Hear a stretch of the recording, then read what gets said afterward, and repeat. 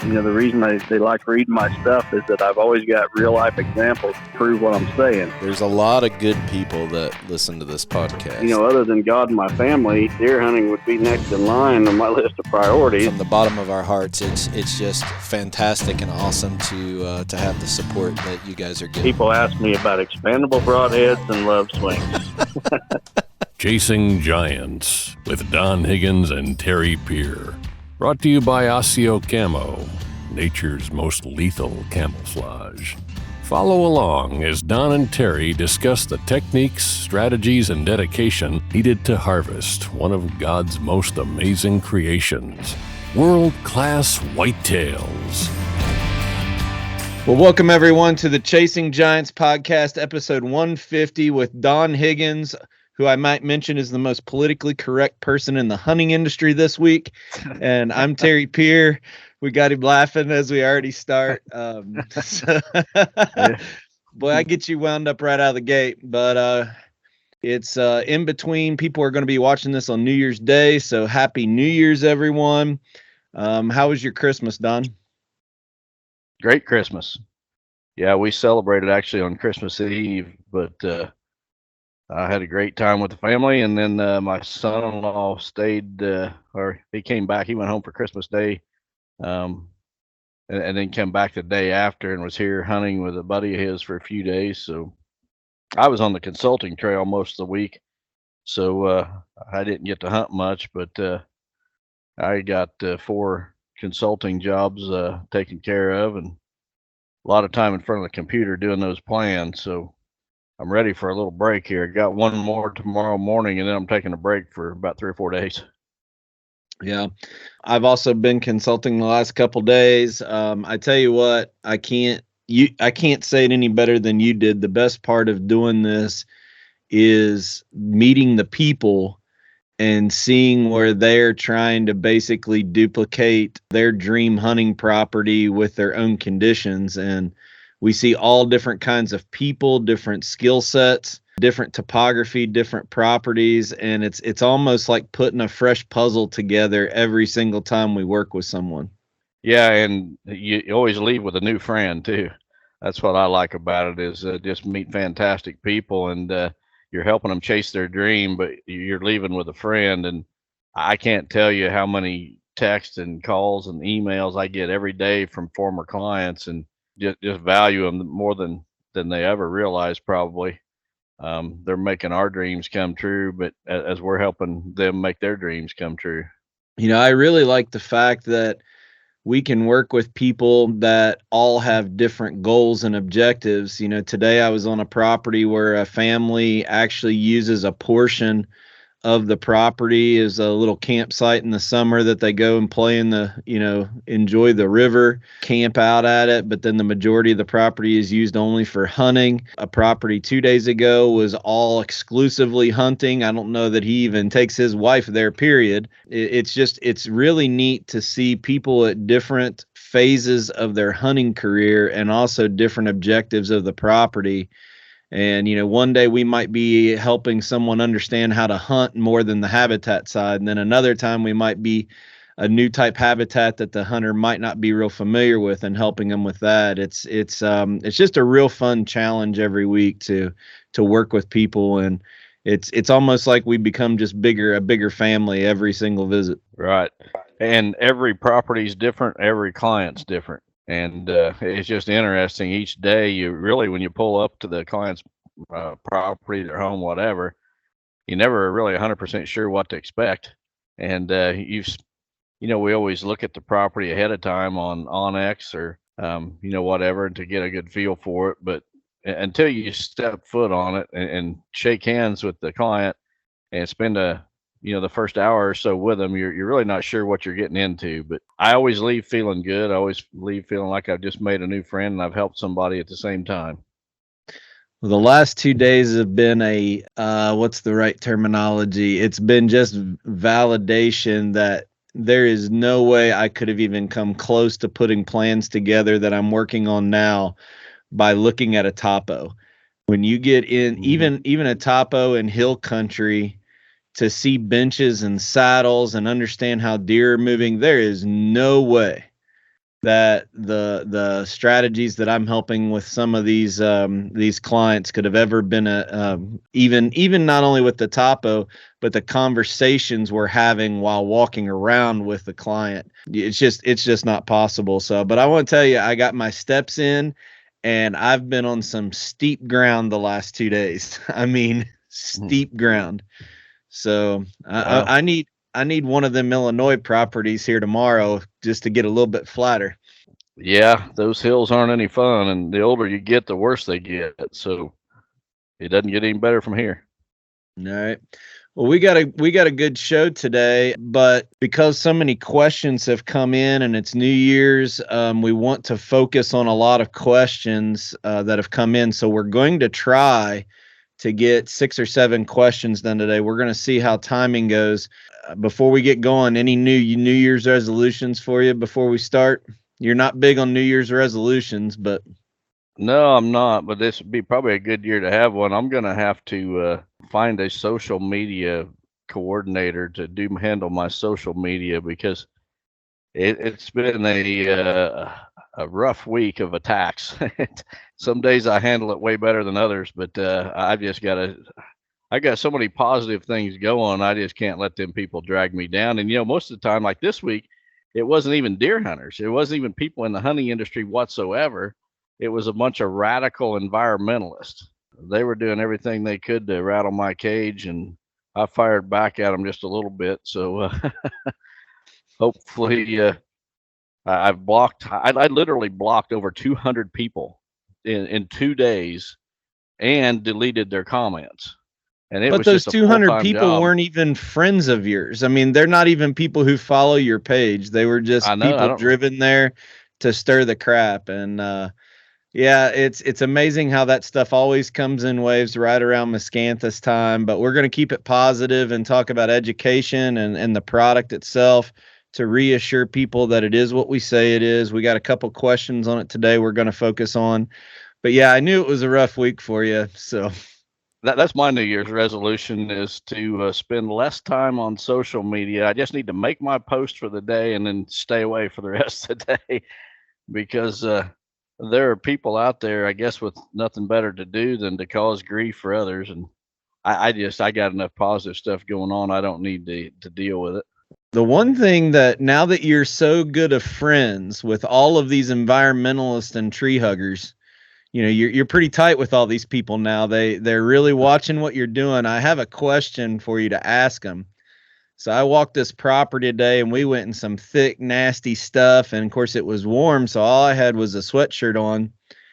And I had not gotten a haircut in probably 8 weeks, and I was looking really shaggy. So on the way home today, I darted into the barber shop to get a haircut, and the lady was cutting my hair, and she all of a sudden freaked out because there was a tick on my neck.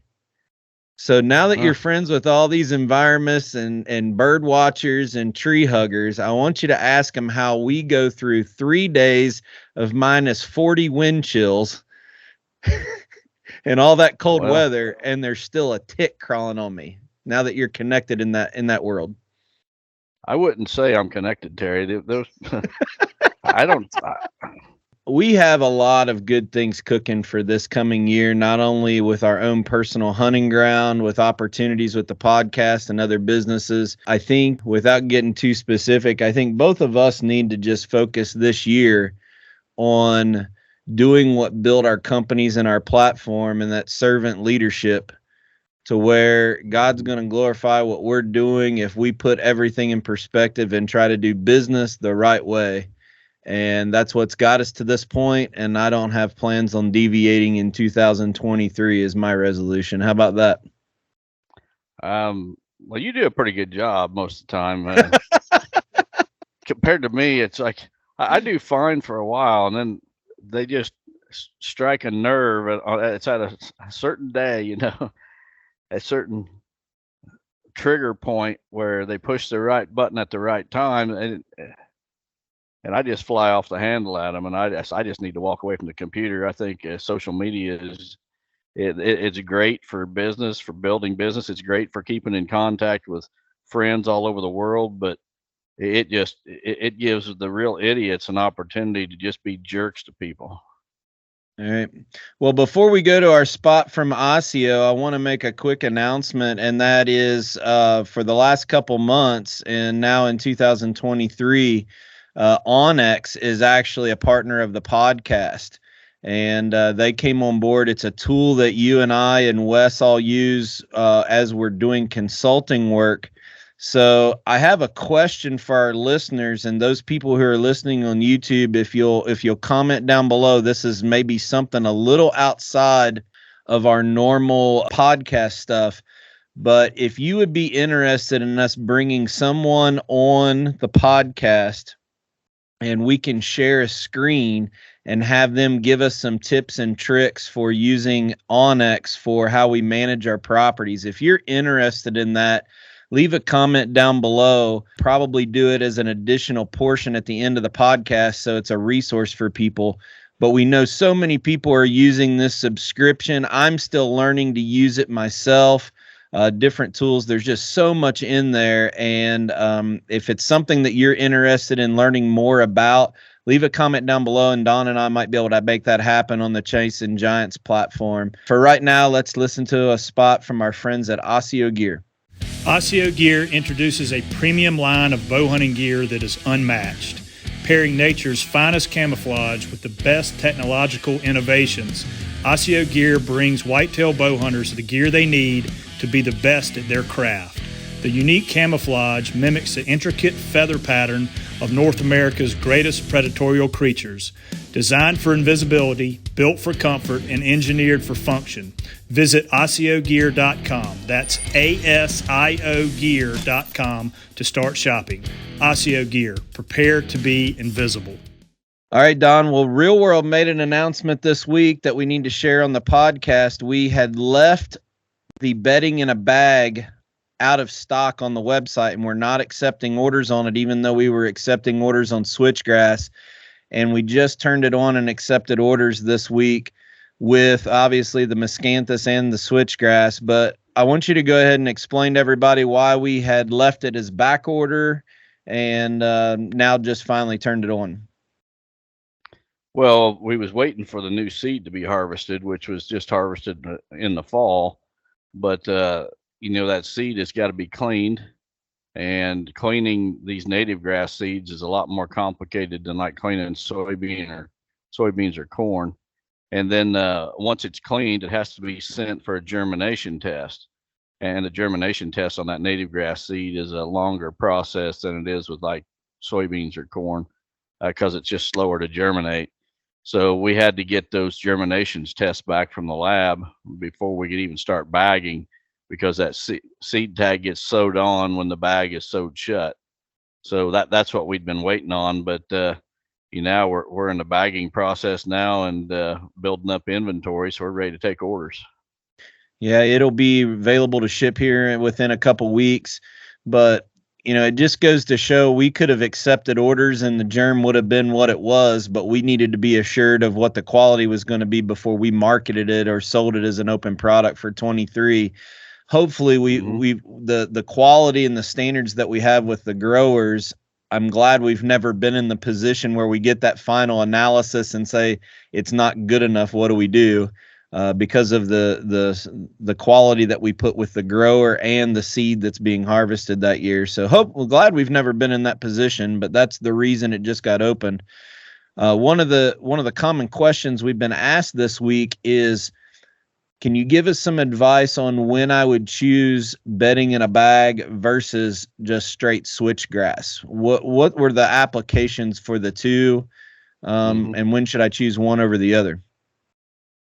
Yeah, and to back up just a little bit, Terry, what you was saying, about the seed and the quality of our seed, we're always using fresh seed, and what happens that old seed? That old seed gets sold to people who don't care so much about quality, and that's why we could have still had bedding in a bag in inventory. We was waiting on the fresh seed, and the reason that why somebody would pick one over the other, bedding in a bag over switchgrass.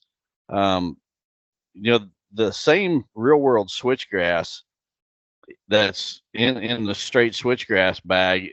That same switchgrass is in the bedding in a bag, along with some specific varieties of Indian grass and big blue stem. Personally, if you're planting a project that is not in CRP, I would go with the straight switchgrass, because in the bedding in a bag, there's those three species. Switchgrass is the one of the three that gets the tallest and it stands the best. So if you've got the opportunity, you might as well use it alone. But with CRP, they almost never allow you to have a monoculture or one species. They want a mix or a blend. And that's where the bedding in the bag comes in and really shines. Because, you know, like, let's just take the Indian grass, for example. There's probably 15, 20 different varieties of Indian grass. And we've tested those all side by side by side. And we've determined the specific variety of Indian grass that stands the best out of all of them. And that's what we're really looking for, because a lot of those native grass fields, they get snow on them, they'll fall over, and then they'll stay over for the rest of the winter. And it just looks like a carpet of tall grass that's been laid flat, won't hardly hide a rabbit, let alone a deer. So the varieties in the bedding in the bag are very specific. And something else that we do is we can mix custom CRP blends. A lot of landowners will have specific blends that their county office is requiring them to plant.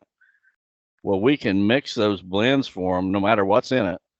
And if it has big blue stem Indian grass or switchgrass in that blend, we can use the very same varieties we use in our bedding in a bag in that custom CRP mix if they will request that. The thing of it is, those varieties are generally a little bit more expensive, because if you would price that same seed mix somewhere else, the other place would probably just quote you the cheapest Indian grass they could find, the cheapest big blue stem, the cheapest switchgrass, if those three were in the mix.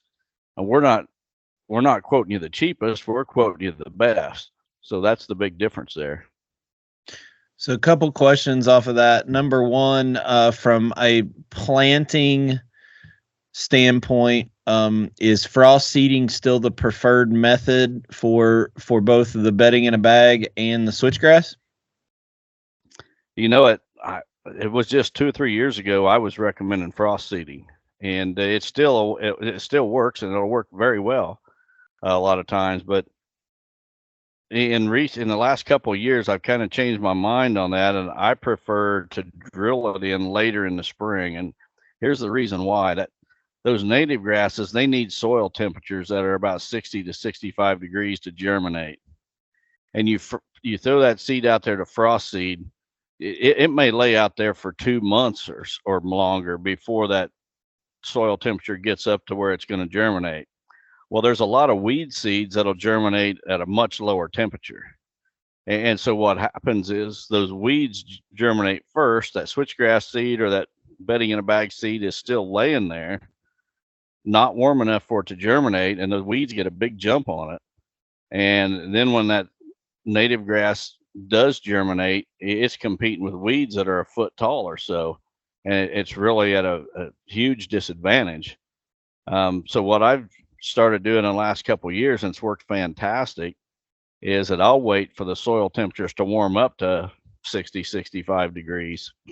And then I will go out and I'll just let the weeds go until it gets to 60, 65 degrees. And then I will go out and I will spray that field or the plot I'm going to plant with glyphosate to kill those weeds. And if it's switchgrass, I'll use simazine or atrazine as a residual herbicide at the same time. And I will spray that plot. Then I will immediately come in and no-till the seed onto that plot. And so the green weeds that are there, they will start to die. As they're dying, that switchgrass or bedding in a bag is starting to germinate and come on. And that allows that seed to come on and germinate without any competition from the weeds.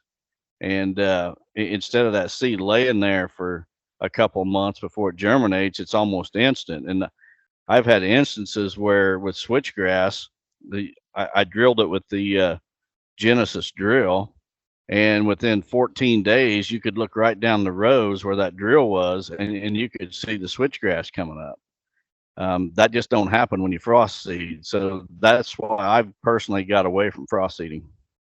Now, does the success of that germination later in the year depend on you stratifying that seed in a freezer on and off, or is that just a extra step we can go to ensure better germ?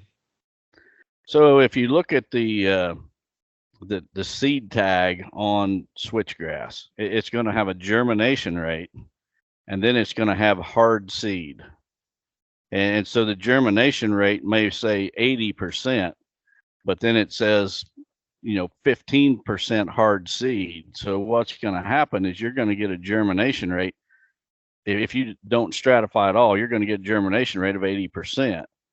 Stratification will help soften the seed coat on that hard seed, which would bump your germination up to 94% if it was 14% hard seed. So that's something a little bit different about a switchgrass seed tag than a lot of other seeds, is you got to take that hard seed into consideration.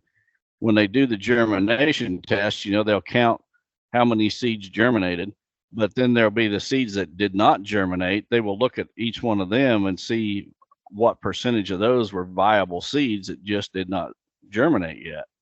Because the coating was still not broken down. Right. So if you will put that seed in the freezer, in the freezing and thawing, that cycle of freezing and thawing is what cracks that seed coating.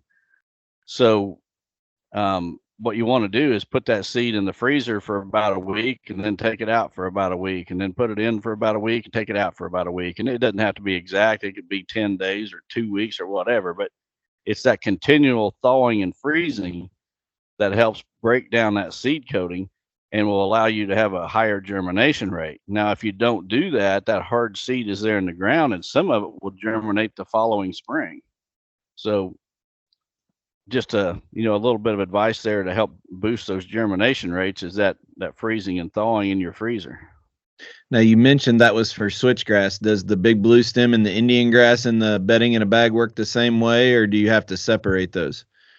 Well, it's not as critical for those. Those are fluffy seeds. They're not a small, round, hard seed. So that stratification with those is not near as critical. So does it hurt it to put those in the freezer? It's not going to hurt it. No. Yeah. Because those are, when we ship those are in different bags inside of a bag. Right. So, and then while we're talking about that, you might as well tee up the different size, and one's fluffy, one's hard seed. That's one of the reasons you recommend switchgrass, is because it's actually easier to plant. You don't have to deal with the different types of seeds. So talk about that a little bit.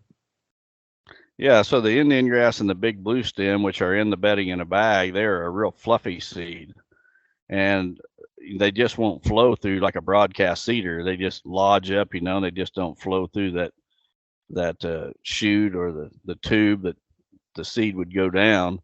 You can mix it with something like pelletized lime, but to be honest, you got to use a lot of pelletized lime to do it, like hundreds of pounds per acre. I know with a lot of big CRP projects that I've worked with clients on in past years, we've just taken the seed to a local fertilizer company and had them mix the seed with pelletized lime, and we're spreading that lime at like 500 pounds per acre. And that 500 pounds per acre might only have 5 pounds of native grass seed mixed in with it. It does a pretty good job that way. You get a pretty even coverage that way. But that's about the only way to get that fluffy seed to flow through most planters. Gotcha. No, good tips there.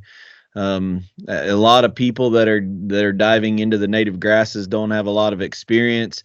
We'll point you to the Real World site. If you go into the product, there's links that go off of there from blogs that you wrote years ago for not only the stratification, the planting instructions, and also herbicides that are applicable to those products. So those are all resources that you have at your disposal.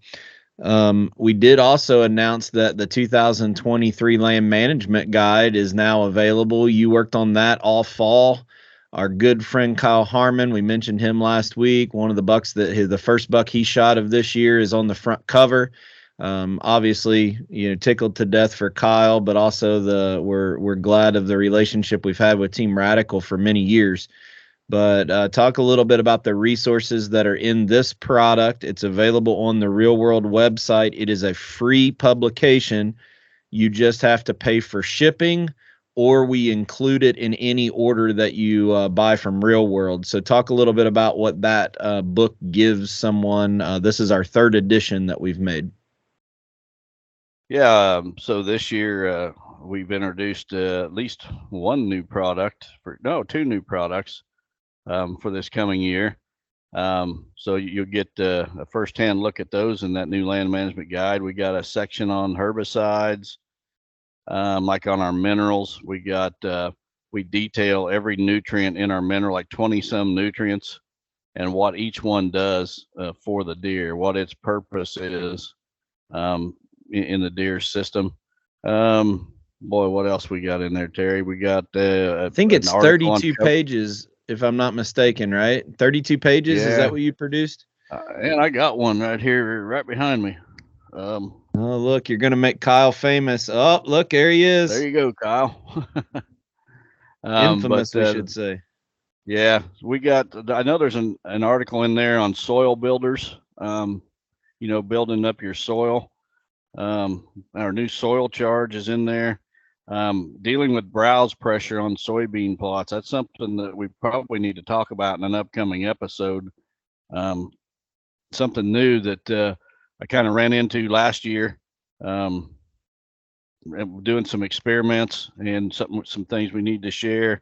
There's the cover crops and soil builders, herbicides, our new Dixie Dozen. There you go, folks. First look at the Dixie Dozen. That's our southern blend cousin to the Deadly Dozen. Turkey hunters are going to love that product. Yep. An article in here on screening and bedding grass fields. You didn't offend anybody in that article, did you? I'm sure I did. It's the thing of it is it's not on social media, so it'll be a lot harder for them to pull my chain and get me fired up. So I probably won't have to deal with too much fallout from that.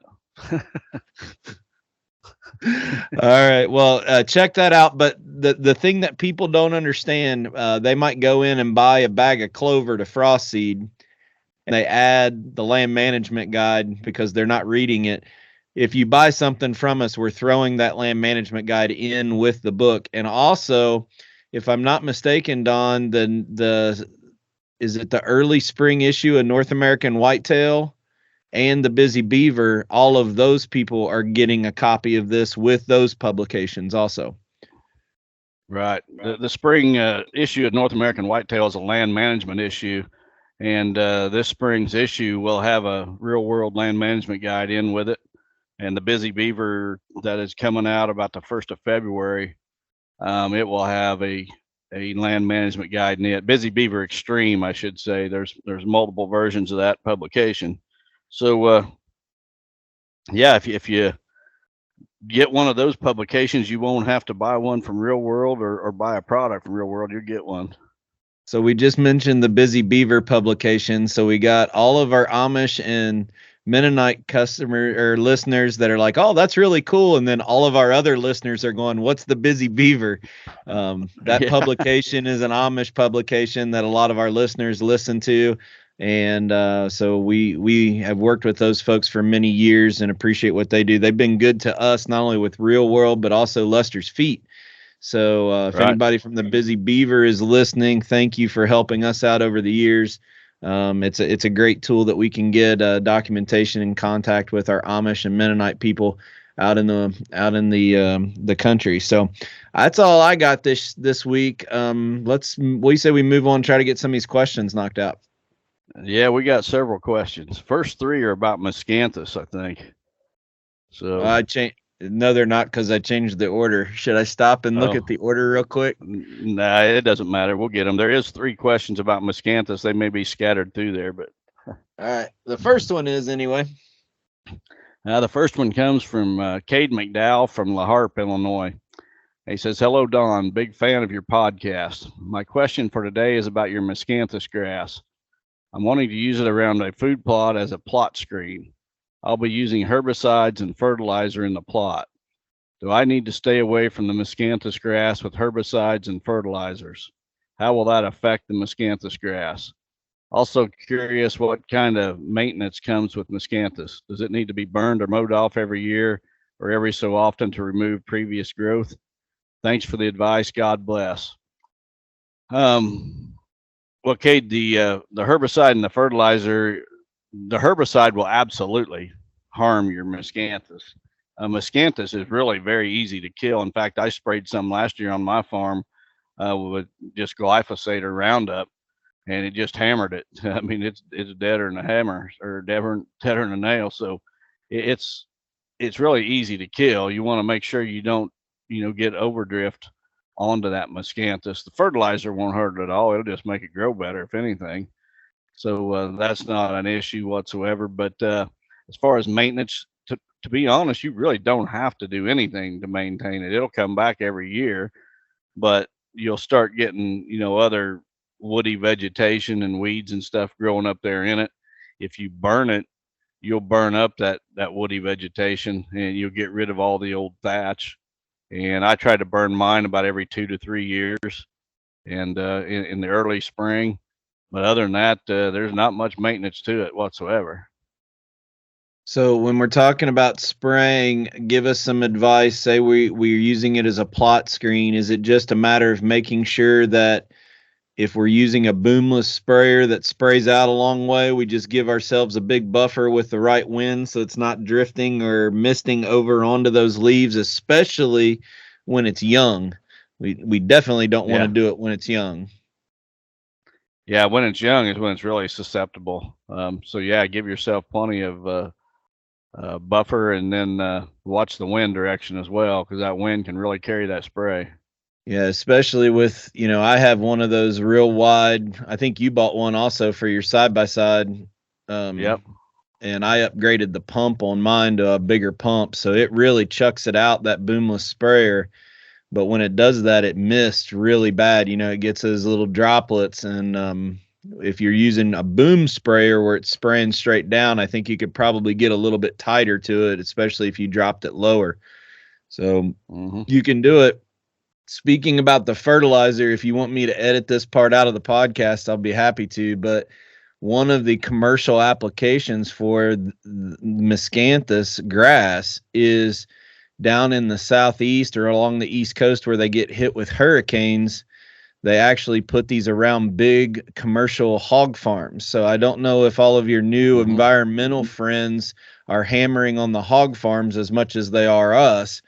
But the reason for that, when these hurricanes come in and drop 6 feet of water in a short period of time, it floods out all the manure pits and these big corporate, we're talking huge commercial hog barns, and all of that manure water runs out onto the landscape. One of the uses of this product is they planted a lot around these barns so that it sucks back up that manure, and not especially nitrogen.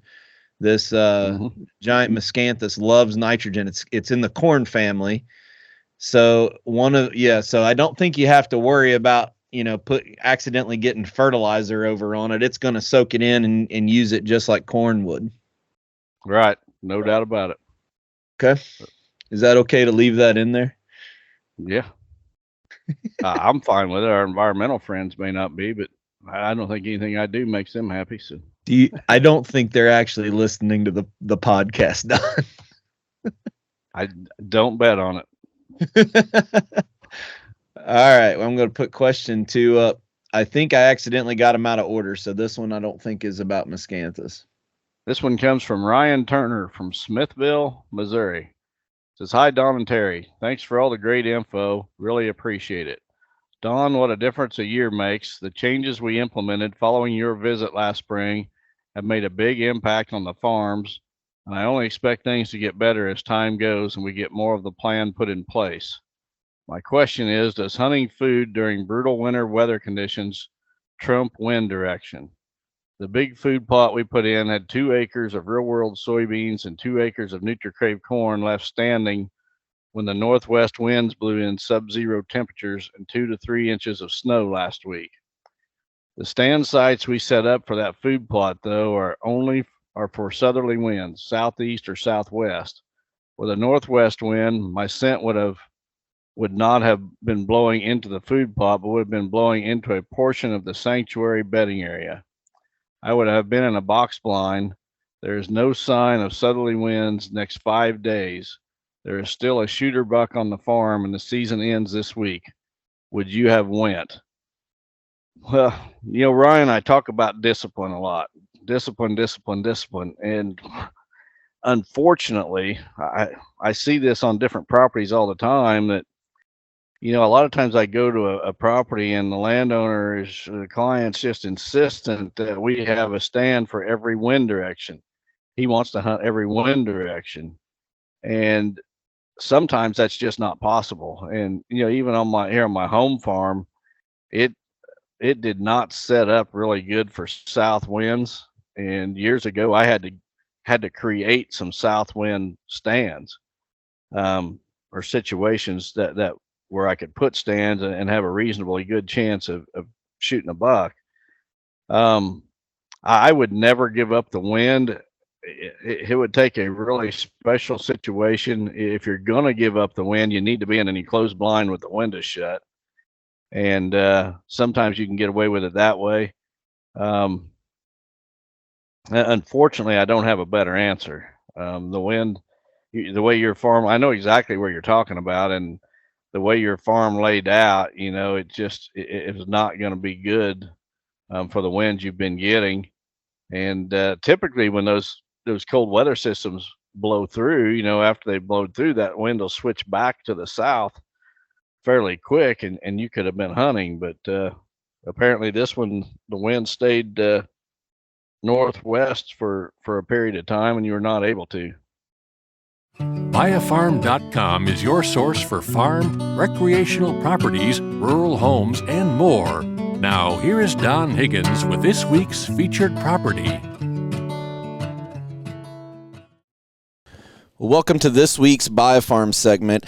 I have Don Bailey back on the show tonight to talk about an auction coming up in February in Effingham County. Don, thanks for coming on the show. Let's hear about this property. Yeah, thank you, Terry. It's 154 acres. Been in the same family for many, many, many years. I think it's at 60 or 70. It's 154 acres. We're going to offer it in 4 tracts, a 34-acre tract and then 3 40-acre tracts, or a multi-par. Pictures on the website show it in detail. I'm going to add some aerial photos and some land pictures when the weather allows it. Yeah, it hasn't been too friendly for picture taking from the sky, has it? No, it's been pretty nasty. Yep. So 154 acres, and it'll be all in one or multiple tracts. The smallest one being 34 acres, and then 3 different tracts being 40. So talk a little bit about how this is going to work. Yes, we're going to be a multi-par. If they do sell in separate tracts, we are going to survey and clear a 50-foot easement east to west across the top of each track. So it'll be a 50-foot easement cleared. The maintenance and the road building will be up to the buyers, but we will have legal access, per se, all the way from the east to the west if it sells in separate tracts. If it sells all together, of course, that's not going to be needed. Sure.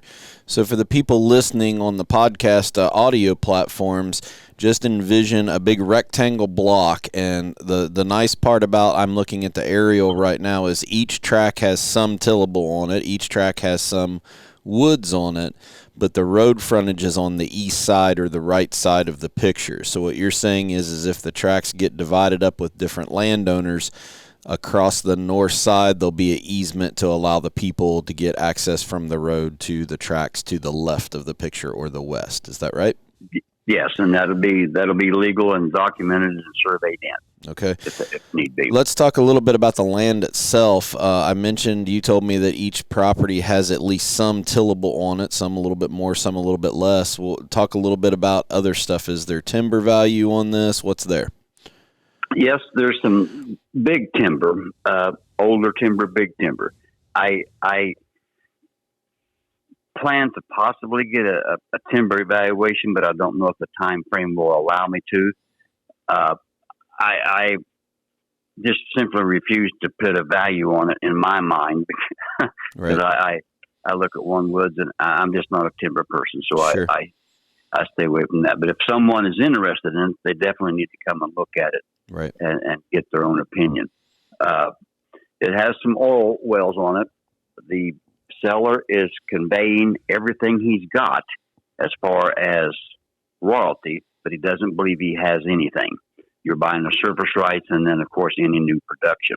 Mm-hmm. But there's all these roads throughout it to where they go and check their wells. And it's interesting, Terry. I found that while there's going to be vehicles traveling that, but I found that that's almost an advantage. You've got a good place to walk, and the deer and wildlife, turkey, if they're standing in the middle of the road and they see a vehicle, they almost stop and you have to honk your horn at them. They're real familiar with traffic. Sure.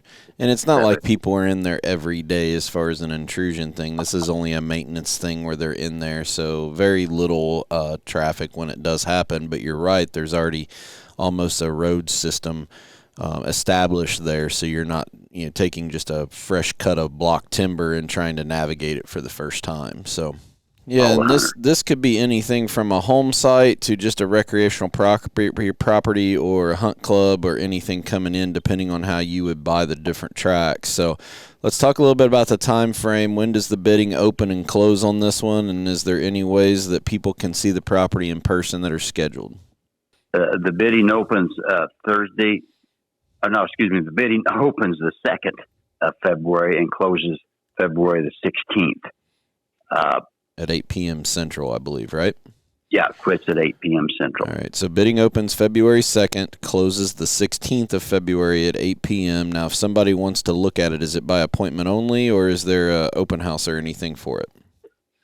Probably won't have an open house, but it's available at any time to call me, whatever works for you. I don't live that far from it. Mm-hmm. So anybody wants to look at it, we can accommodate almost anything, Terry. Gotcha. So Effingham County, Illinois, so right outside, I guess south of Mason would be the best kind of reference on a map.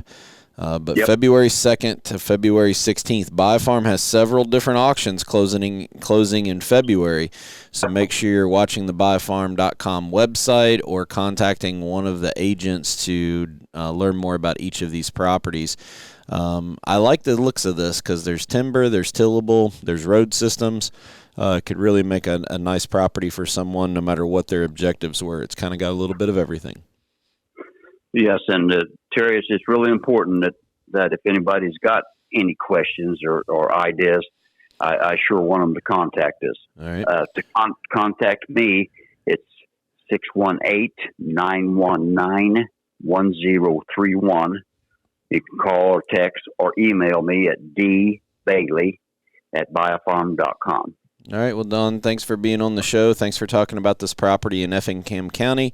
Please go out and follow biofarm.com on their website and social media platforms. We look forward to having you next week, sir. Thank you, Terry, and have a good evening. You too. The next one comes from Eric Wolfram from Cincinnati, Ohio. Another consulting client, by the way. He says, Don, we all know that the giant Miscanthus you sell is a variety that doesn't produce viable seed. It only spreads very slowly, as it's a clumping variety, meaning the rhizomes grow very close to the originals. My question is, could giant Miscanthus become like the Bradford calorie pear and end up becoming invasive? I would say, Eric, the odds of that happening are almost zero. Giant Miscanthus, just our supplier alone, the grower we're getting it from has been in business for 30 years. They've been growing it in the United States for 30 years, and they have absolutely no history, not a single incident of this stuff becoming even a little bit invasive. I've had it on my farm for 10 years, and there is not a single stalk of this stuff growing anywhere that I didn't plant there. It spreads by the rhizome, but there's a limit to how far it's going to spread. You plant one rhizome, and it's going to spread into a clump that's maybe 18 inches, maybe 24 at the most, and that clump is going to be it. It just doesn't keep going 4 to 6 inches a year forever. Once it gets out to about 18, 24-inch clump, that's it. That's as big as it's going to get. And then the other thing, I mentioned it earlier, and the other question is if it would happen to be someplace that you want to terminate it, well, you just spray it with Roundup. It's very easy to control. I mean, we've got, in my opinion, we've got a lot of native plants that are more aggressive than giant Miscanthus as far as spreading, and countless of them too. So that's just not an issue that you're going to have to deal with. All right. So while you're talking here, I'm going to share my screen and actually play a video. Unfortunately, the folks that are listening on the audio platforms are not going to be able to see this. This is unproduced drone footage from when we all flew down into the Carolinas, and you can talk about the shape of these things and what we're looking at here. We're not going to talk about the specifics of this test plot and the varieties, but look, what are we looking at there? Because there's a bunch of squares and rectangles. What is that? Those are all different varieties of Miscanthus. So, we didn't just decide we're going to sell Miscanthus and go out and find some Miscanthus to sell. We did our homework. Terry and Wes and I actually jumped on an airplane, and we flew to North Carolina to look at this university test plot of Miscanthus. Not a corporation, not somebody. This was a university's test plot. Yeah, it's where all the environmental wackos come from anyway.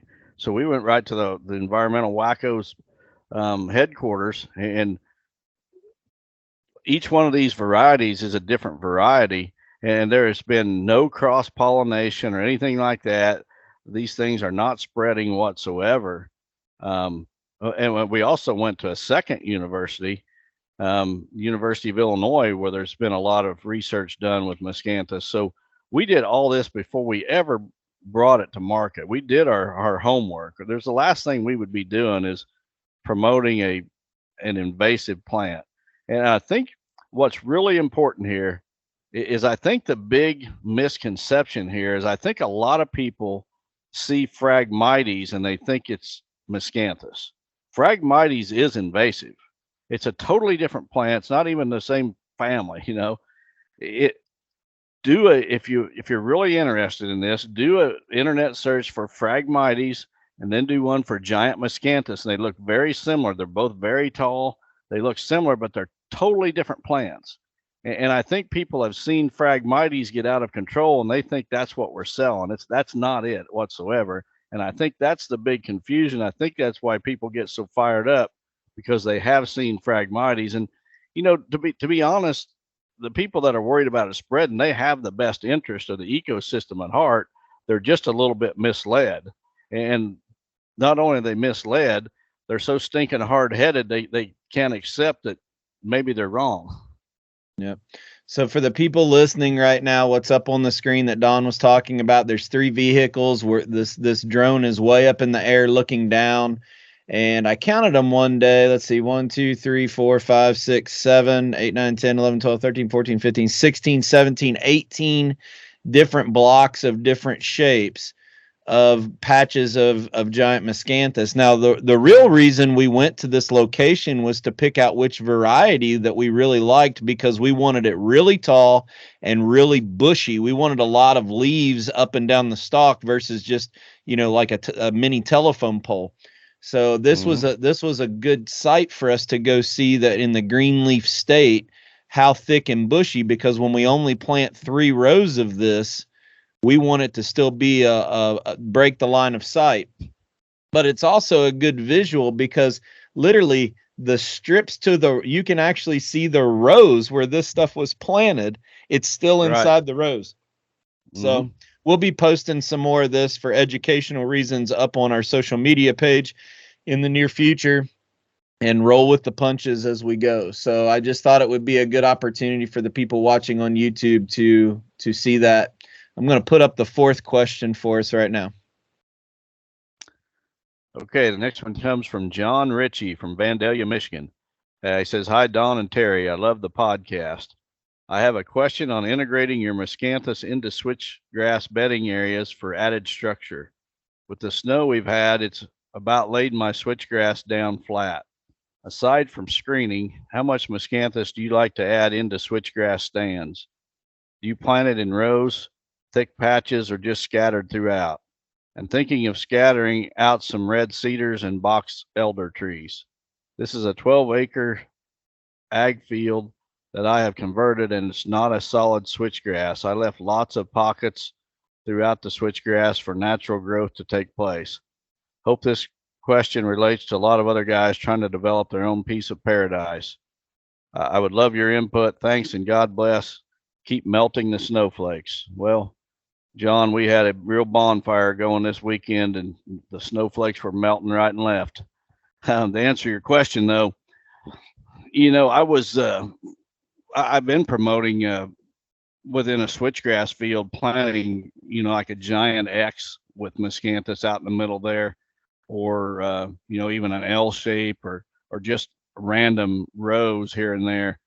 But a friend of mine at go to church with him, John Jess, came up with a great idea and shared it with me, and I tried it on my place last year, and I really like the idea. And so what we're doing now is on a new switchgrass planting, we go in before we ever drill the switchgrass, and with a tree seedling planter that's pulled behind a tractor, that's what we plant the Miscanthus with. So typically, if you're making a row, you're going to drop a rhizome about every 18 inches apart. But what we're doing, and then you want your rows only spaced about 18 inches to 2 feet apart. And 3 of those rows makes a good screen. But what we're doing out in the heart of these switchgrass fields now is taking that tree planter, and we're making a row, but we're only dropping in a rhizome about every 10 to 20 feet, just real random. Drop one in now, wait a while, drop another one in. And then we'll make another row 10 to 12 feet from the last row, and just go back and forth making rows every 10 to 12 feet across that field, just randomly dropping in a rhizome here and there. Well, as I just explained with the last question, each one of those rhizomes is going to make a clump that's about 18 inches to 24 inches across. And so you're going to have all these clumps of giant Miscanthus within your switchgrass field. And no doubt that deer are going to relate to that structure, and they're going to bed right up against those clumps of switchgrass. But it'll also, or clumps of Miscanthus, but it'll also help hold up that switchgrass, because that Miscanthus has got stalks like bamboo, and it's twice as tall as the switchgrass is.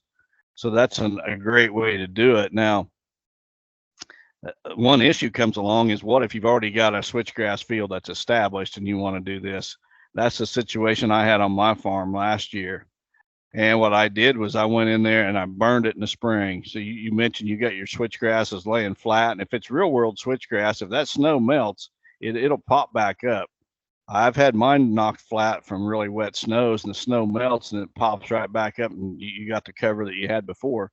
But, no matter what, just burn it next spring, get rid of all that thatch.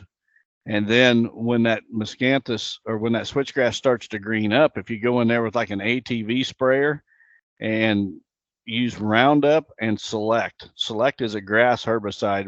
We spray it on clover to kill grass and clover, or clethodim. Mix those two, and that will really kill that grass. And you'll just spray a strip that's only about 3 or 4 foot wide, and then you come in with your tree planter and you put them Miscanthus rhizomes in there random. But what will happen is you will think that you've just toasted your switchgrass. You'll think that you've killed it. And I'm telling you, it's way harder to kill switchgrass than it is Miscanthus. And what will happen is that switchgrass will come back from those roots, and but it'll do it at the same time that those Miscanthus rhizomes are starting to sprout, and that's all coming on at once. It just cuts down on the competition for that rhizome to get established.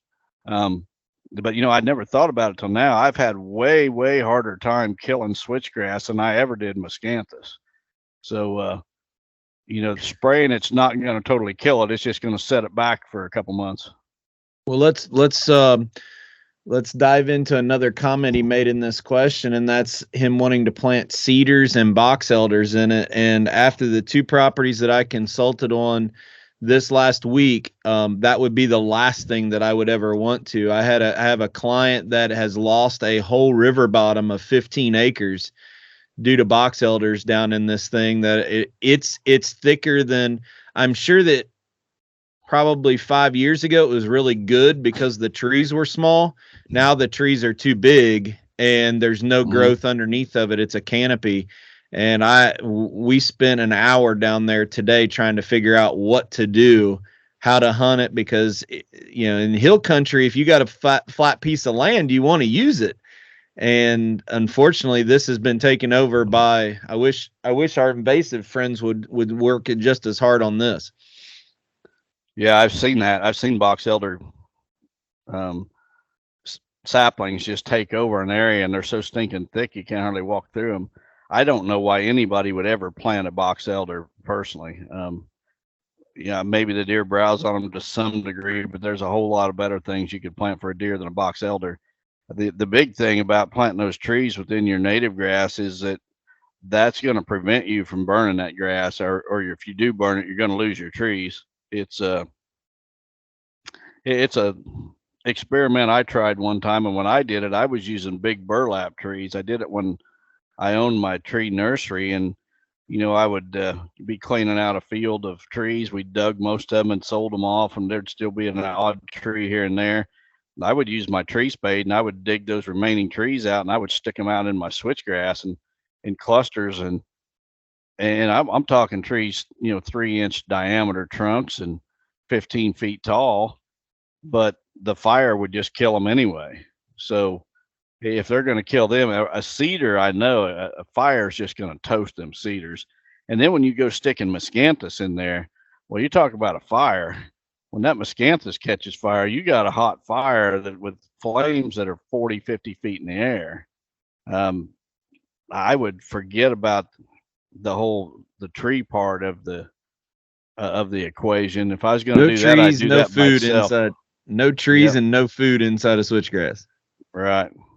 So you mentioned the new philosophy or the new idea you have about scattering out these hills of Miscanthus, and that's just to provide a lot of buck hotel rooms versus a perimeter. But you have put strips of Miscanthus in to funnel deer out of a specific area of the switchgrass where they'll use it as an edge. So I think that's also another application. Just touch on that before we move to the next section, because all you've touched on is structure for bedding, but Miscanthus can also bring deer out of switchgrass in specific areas before we move on. Yeah, and in fact, I'm going to be doing this on the new 40-acre property and videoing it for the Whitetail Master Academy. But you can take a single row of Miscanthus, well, not just a single row, but like a strip of Miscanthus, 2 or 3 rows like you was going to plant for a break. And you can start like on the edge of your switchgrass field where you want those deer to exit, say next to a specific tree where you're going to have your stand. Just take a row and run it out into the heart of that field. And what will happen is those deer, as they get up from their beds, they will follow that structure or that tall Miscanthus. They will follow it right out to the edge of the field, and they'll end up popping out right in front of your stand. And I've got a place on the new 40 where that's going to happen, where I'm going to put a row right out to the middle of the field, and then I'm going to direct them deer right to where my stand's going to be. Members of the Whitetail Master Academy are going to get to see this from a bird's eye view. Steve Shields will get the drone out, and we'll film all that and show how it works. Yeah, so there's 2 different ways of using it. Hey, Spinks from Quiet Cat here in our virtual showroom space where you can connect with a product expert and learn all about our bikes, our accessories, and what makes Quiet Cat the leader in off-road electric bikes. Schedule a live session today by clicking in the link below or going to quietcat.com/meet.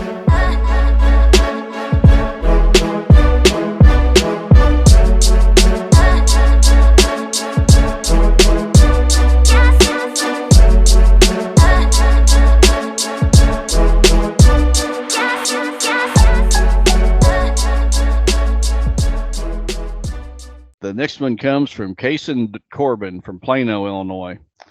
He says, Don and Terry, thanks for doing a great podcast. It keeps me entertained each week. Previously said you were bombarded with questions and a lot of them were repeats and you were looking for new off-topic subjects. So here's one that's both off the wall and serious. I recently shot a deer with a third main beam and was told that extra beam grew from a broken off piece of another buck's rack, almost like a seed. If that's true, would a piece broken off rack in a deer's rear end grow a beam?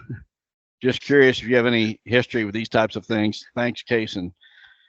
Kason, no, that's absolutely another fallacy that somebody dreamed up.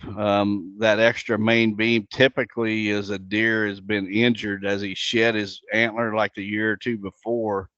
You know, I've seen it where, and I'm sure a lot of our listeners have seen it, where at the base of that shed antler, there's a piece of skull that sometimes comes off with that antler.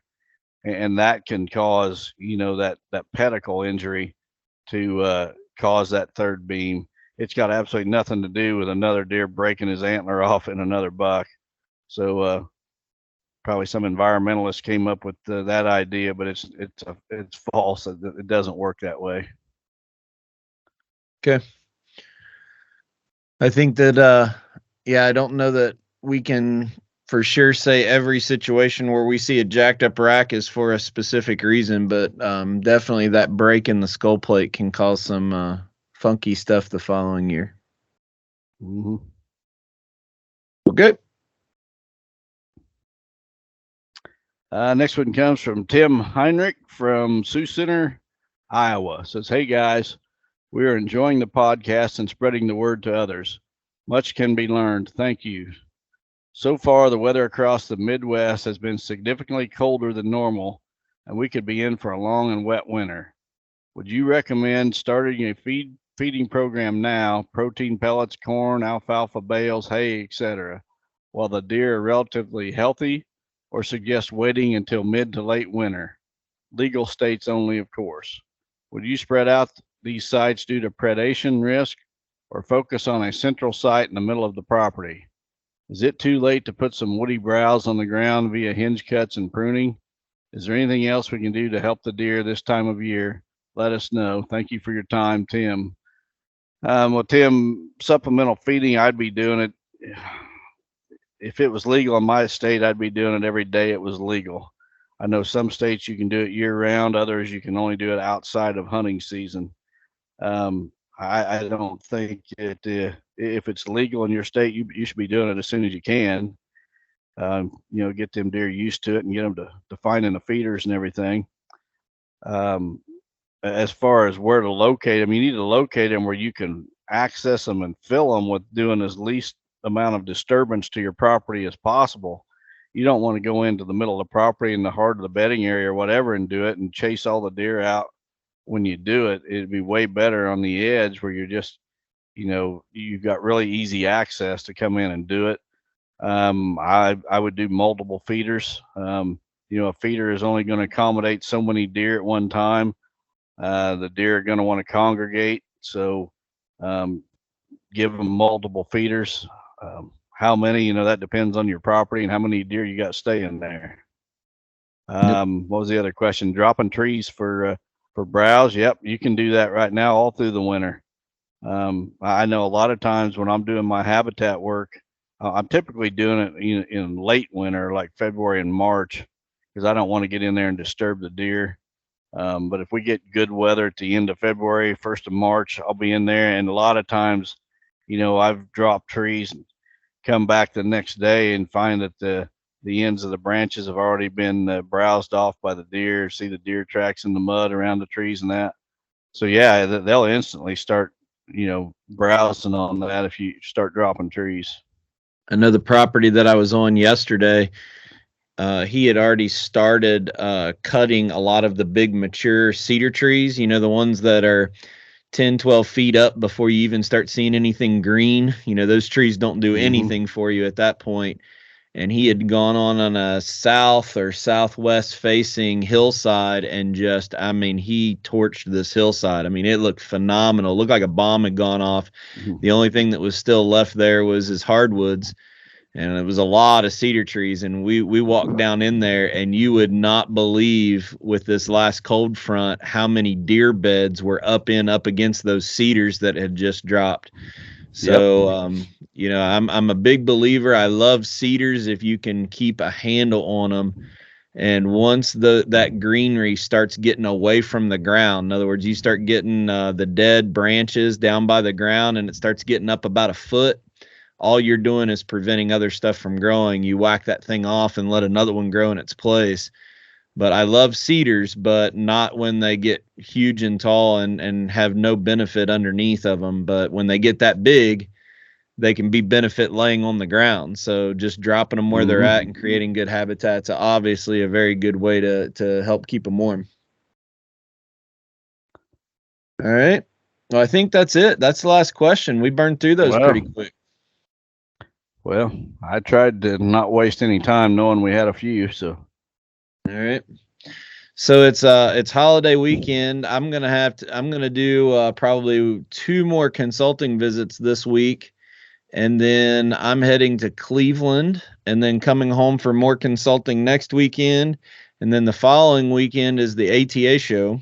So you're not gonna attend. I'm gonna go up there, and I want to see one specific person, a friend of mine that's going to be in town from a long way away, and it's only an hour and a half away. So I'm going to run up and visit him. And then the following week, I get to run out to Las Vegas with all the real weirdos to visit the SHOT Show. So it's going to be a bunch of conservatives invading weirdo land of Las Vegas. That should be interesting. Well, it's probably just a good thing for me to stay home from those kind of events. The older I get, the less tolerant I am of stupidity, and because the older I get, the more stupid the world gets, and just one crazy thing after another. And those deer shows are a dying thing anyway, from what I'm seeing. Yep. I know there's a lot of the companies that used to go to the ATA show don't even go anymore, and I know when Real World went, I think we went 3 or 4 different years, and it was very expensive and not worth it for what we gained. There's a whole lot better ways that you can spend your advertising dollar and get a bigger bang for your buck. So if I never go to another ATA show, it won't bother me one bit. Yep. So, but if you're going to be at it, give me a buzz, leave me a message, and we'll say hi while we're up there. But yeah, busy weeks ahead. This is our full kick of consulting season. Wes and the other 2 guys are on the road a lot.